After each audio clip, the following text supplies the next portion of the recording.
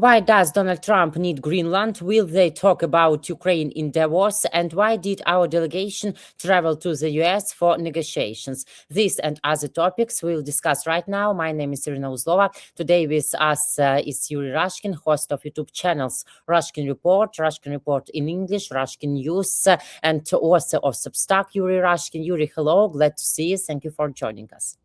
Thank you so much for having me. The Ukrainian delegation held another round of talks this weekend in the United States, but political strategist Vadim Denisenko doesn't expect a significant breakthrough or progress in the peace talks, given that Trump has effectively switched to Greenland and abandoned the blitzkrieg on the issue of the Russian-Ukrainian war. But Denisenko is confident that the issue of Ukraine has not been postponed for long and will be returned nearest weeks to the agenda by the US elections and Trump's potential meeting with the Chinese leader this spring. Why is Trump behaving like a spoiled child regarding Greenland? And has he really switched from the issue of Ukraine to the issue of Greenland? What do ordinary Americans really think about this? Trump appears to be acting like an emperor who has no clothes, but is also a mad king at the same time. So we have several kind of fairy tales clashing together into one.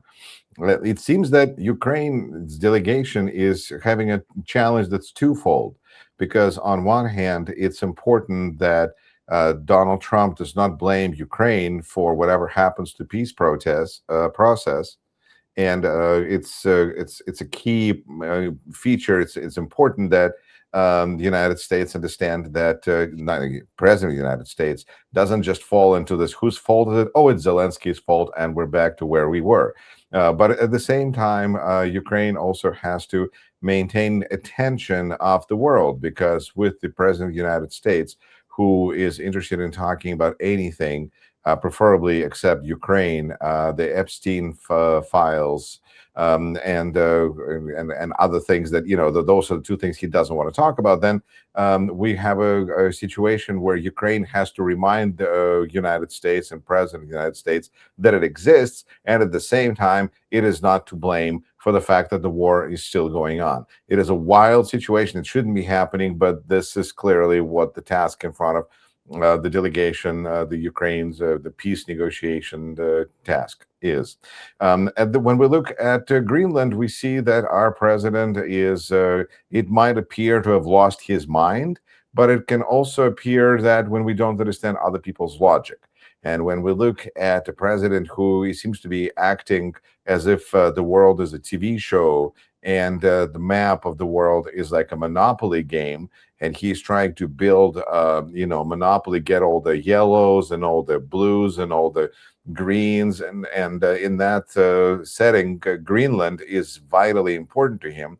Although there's some concern that perhaps he looked at map of the world and was thrown off by the fact that on the map Greenland is shown bigger than it really is. But nonetheless, it's Greenland, and then of course Canada would be the next one to complete all the pieces on the North America hemispheric map that he seems to be building himself.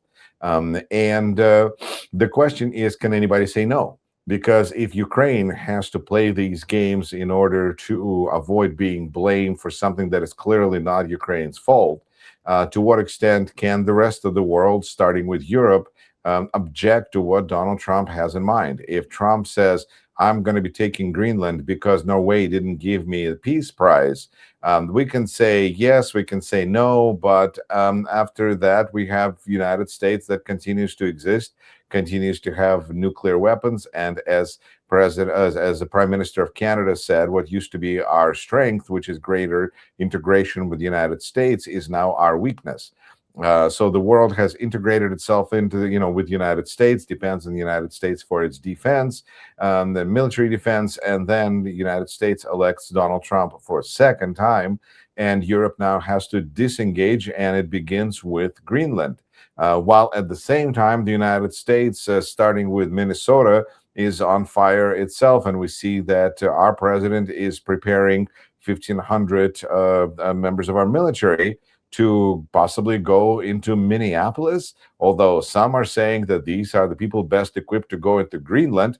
But President did say that he is not going to take Greenland by force. But as Stephen Miller said, who is going to stop us?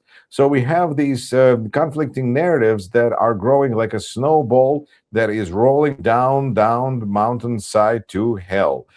Because when we have President of the United States that is willing to engage in operations such as arrest or kidnapping or whatever you want to call it of Maduro, we see that we are now in the world where there are no bounds. Anything can go, but the one thing we no longer care about is democracy. Yes, but we see that Donald Trump wants Greenland and say it is because of national security and influence of China and Russian are dangerous to Greenland. It's very honest aims, are not? I think that people who speak Russian and live anywhere near Crimea understand how familiar and weird the sentiment, these words sound, because when we have President of the United States who says we have to take it before Chinese or Russians show up, it sounds very familiar to Ukrainians who heard about Crimea, or Russians for that matter, who were told that, well, if Russia doesn't and didn't annex Crimea, then NATO troops would be there, and the fleet of NATO ships were to be, boarding and then coming to Crimea. No, this is not real. This is an excuse that is used by one dictator and now is trying to be used by President of the United States. Some of the differences is that while we have a similarity in the rules of the game that they have, which is I have the strength, I'm going to take it, and I'm going to say whatever I want about it. Like, oh, look, the other people were going to take it, so I'm going to take it first. Then the question is the consequences, and that's where I think Putin can really be envious, jealous of Trump's ability to not just talk about annexing territory in advance, but speaking about punishment for those that may object to this annexation in advance as well, punishing those that may, if Putin announced that he was going to take Crimea, and then that he was going to punish anybody who is going to object him, that would be a very different situation, and that is where the United States is now. So I think Putin can just be envious of how his student is destroying the Western world. But at the same time, Putin remains a single beneficiary of this chaos because of, when we discuss Norway and Nobel Peace Prize and how Trump no longer cares, he's doing what? He's talking about putting tariffs on our allies. Even Great Britain, that was supposedly all safe and got a deal, well, no more. But what does this mean? This means that making deals with the United States is now just a bad idea. And there's one country that's been safe from all the tariffs, from any punishment by this administration. The only country and whose leadership we refer to in the softest, most respectable tones possible, and that's Russia. Because there's no 10% tariffs on Russia. There's nothing but words of respect and admiration for Putin. And if anybody else would have pulled Trump by his nose as much as Putin has, those would pay, they would have some tariffs on them. But Putin, he can do no wrong. So, if I understood correct, Putin applauds such Trump's desires and moves.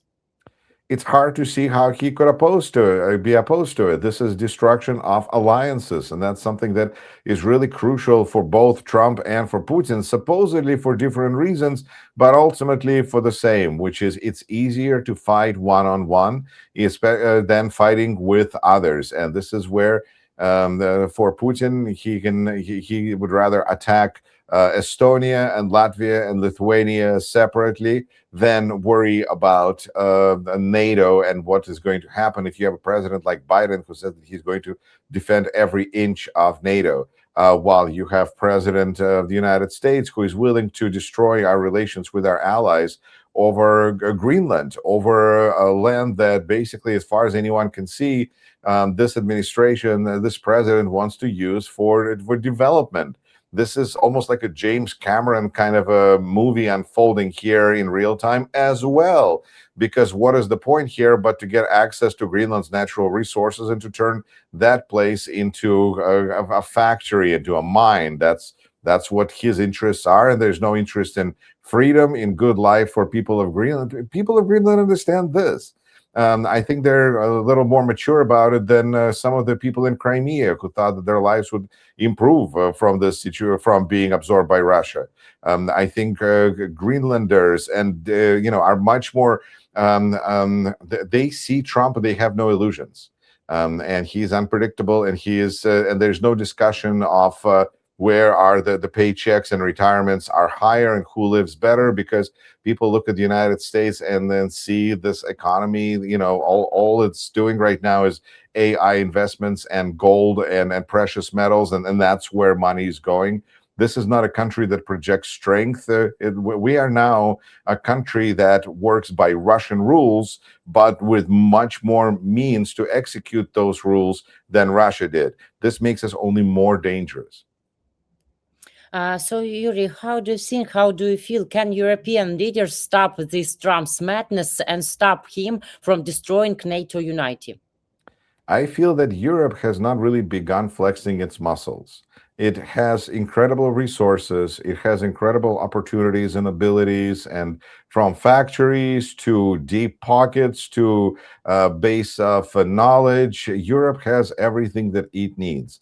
The only thing it lacks, I guess, from the Russian American point of view, two things is territory, it's very small, and two, decisiveness. It's very indecisive because it wants to make things I guess, resolve things peacefully and peaceably. And this is not the way this administration functions. One of the important things that I think realizations that we have in this early 2026 is just to what extent we have not hit the bottom yet. This administration has not been hit back to the level that they realized that they had to change their approach or stop their approach, not change their approach, because they get regularly sidetracked in courts this way or another way, and then they just change their approach and continue going forward. And Europe needs to realize and be aware that this is the situation, which I think they are now. I think they're talking about sanctions. I think they're talking about threatening back. And of course, it's not what polite people do. But we see that Trump lost trade war with China because he got into a trade war that made no sense, that put United States in a weaker position because we were not able to function without Chinese rare earth minerals, which we needed to fight and defend ourselves against China. So our short-term ability of disability of this administration to think through steps is notable. So I think Europe just needs to understand that similarly to Russia, which, as we know, Gopniki understands strength, Putin understands strength. GOP, Gopniki in America also understand strength, and they understand when somebody is able and is not afraid to use it, because cruelty is now, we see what's happening in the United States and how this administrations through ICE and other ways is fighting and trying to basically take over, have like a military invasion of the United States. It is the cruelty that continues to attract and maintain and allow this political movement to maintain itself is the cruelty of it all. So I think Europeans, if they think that they can come out of this looking nice and good and smelling well, that's not going to happen. That's where I think Ukrainians have such a much more sober-minded approach because of the experience that they've had with Putin and with this mindset. And that's where I constantly have the conversation about, is it time to burn tires? Because Ukrainians are suggesting to me, living in the United States, that until Americans begin to burn tires and start Maidan, then we're not going to be able to beat back this disease of radical right-wing fascism that comes to us this time dressed in Trumpism. But it can be anything and can have different names, in different countries, it's called differently. But United States and Europe are at different stages of trying to hope to resolve the situation without burning tires in the streets. And the extent to which this is going to work, and to the extent to which people are able to shift their mind into the reality which is now, is the degree and pace with which we're going to be victorious and defeat this, because there's nobody else. We can't be in America saying, oh, just wait for Americans to come out and help us. We are here. We're it. This is it. So I think it's important for Americans to take responsibility for our country and our future, the same way that Europeans have to do the same thing for themselves. And hopefully we can stop this descent into madness, into hell, before it destroys the planet. Because this administration is looking for a more critical, more confrontational, more cruel and violent approach to solving any problem. What should we expect from a possible meeting between Trump and Zelensky on the sidelines of the economic forum in Davos? Let me remind you that this meeting could take place as early as January 21.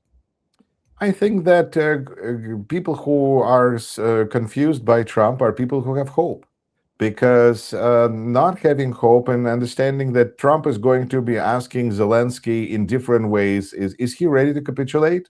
Is he ready to surrender now? Oh, are you cold enough yet there in Ukraine, or would you like Putin to do more of his horrible ways? Because Trump is busy with Venezuela. Trump he doesn't even care about peace anymore, as we know. Since he didn't get the prize, the peace efforts, which is nuttiness. It's craziness. It's not nutsiness. It's nuttiness, because you don't function this way. But apparently, this is what it's going to take: a poorly written ransom note that comes out from President of the United States, that we will understand what's happening. And Ukraine, what choice does Ukraine have? Ukraine has to say that it is ready for peace at any time. The only thing it's not willing to do is to capitulate and to surrender, and that people will not accept it. This is not Zelensky talking. This is Ukrainian people's, wishes. And we're just going to have various degrees of insults and pressure that's going to be applied. At least at this point, nobody's surprised, which I think decreases the effectiveness of such attacks. But nobody expects President Trump to come out and hug Zelensky and say, man, I was so wrong. I don't know what I was thinking. This Putin, he's mad. I tell you, he's mad. Only you, Vlad, you're the right kind of Vlad I really like. That'd be nice, but that would be a surprise. But what about security guarantees from the United States, about prosperity plan? It should be the main topics between Trump and Zelensky. It should be the main topic, but at this point we see that the guarantees is not something that you can mention in the same sentence as United States. Because when we see that oil companies are afraid to go back into Venezuela because they're lacking security guarantees from the United States and from Venezuela, then it's important to understand that why is Ukraine any different? Why should Ukraine have less guarantee of security than oil companies? And what they're talking about is security guarantees means they want to know that they will be protected not just when Trump is there, but after Trump and whoever comes after Trump. That's what security guarantees mean. And when we see what this president has done, which is destroy trust in faith in the United States' ability to fulfill its commitments, then there's no such thing as security guarantees. We in the United States have no security guarantees against this administration. We would really like some. We think we have Constitution, First Amendment, those kinds of things, but we look at what's happening in Minneapolis and we get very concerned. Yuri, thank you very much for this conversation, for your truth and position. See you nearest days. Take care. Take care and stay warm. Thank you. Thank you. Glory to Ukraine. Glory to heroes. Yuri Rashkin, host of YouTube channels Rashkin Report in English, Russian-U.S, Substack Yuri Rashkin. My name is Iryna Uzlova. Guys, thank you for joining and watching us. Subscribe to our YouTube channels. Take care.